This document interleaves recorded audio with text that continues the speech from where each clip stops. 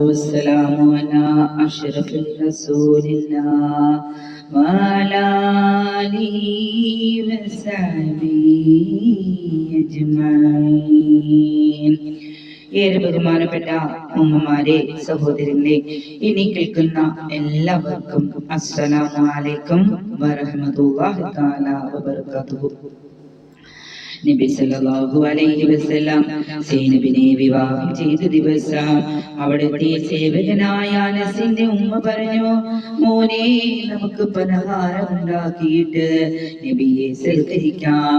അനസ് ഉമ്മ കൊടുത്ത പലഹാരത്തിന്റെ പാത്രവുമായി പുണ്യ നബിയുടെ അടുക്കലേക്ക് പുറപ്പെടുമ്പോൾ ഉമ്മ പറയുകയാണ്, പലഹാരം നബിയുടെ സന്നിധിയിൽ എത്തിച്ചിട്ട് കയ്യിൽ കൊടുക്കുമ്പോൾ പറയണം,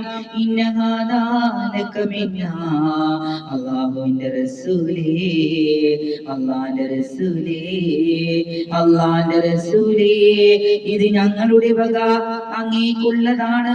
ഈ വിവാഹ ദിവസം ചെറിയൊരു സൽക്കാരം, ചെറിയൊരു പലഹാരം, യാ റസൂലല്ലാഹ്. ഇത് പറഞ്ഞുകൊണ്ട്, മോനെ, ഈ പലഹാരം അല്ലാഹുവിന്റെ റസൂലിന് കൊടുക്കണമെന്ന് അനസിന്റെ മാതാവ് പറയുകയാണ്.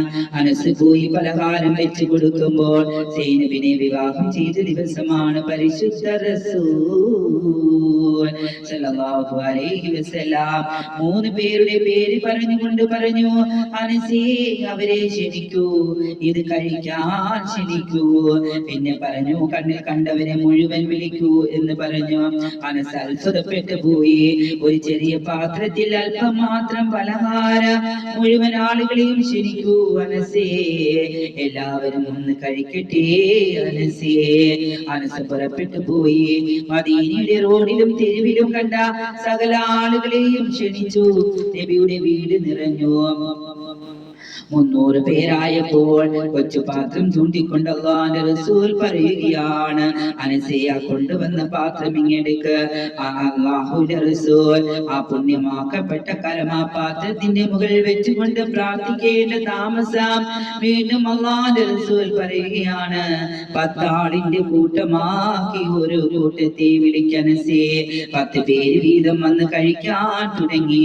ചെറിയ പാത്രത്തിൽ വീണ്ടും പലഹാരം, വീണ്ടും പലഹാരം, വീണ്ടും പലഹാരം. അവസാനം പാത്രം എടുത്തു കൊണ്ടുപോകാൻ അനസിനോട് പറയുമ്പോൾ അനസ് പറയുകയാണ്, ഞാൻ വരുമ്പോഴാണോ പാത്രത്തിൽ കനം, അതോ തിരിച്ചു കൊണ്ടുപോകുമ്പോഴാണോ കനം കൂടുതലെന്ന് പറയാൻ കഴിയാത്ത വിധം ഞാൻ എന്റെ ഉമ്മയുടെ അടുക്കലേക്ക് തിരിച്ചു കൊണ്ടുപോയി.